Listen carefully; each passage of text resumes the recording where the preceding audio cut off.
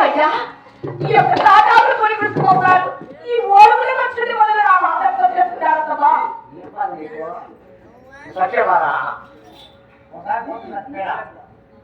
అత్తమా అయ్యా ఓడుగులు వచ్చిన మొదలు నా మాటలతో చెప్తున్నారమ్మా అత్తమా నేను చెప్పిన మాట ఒక్కసారి ఆలోచించగలయ్యా అత్త వాళ్ళు నాకు వచ్చి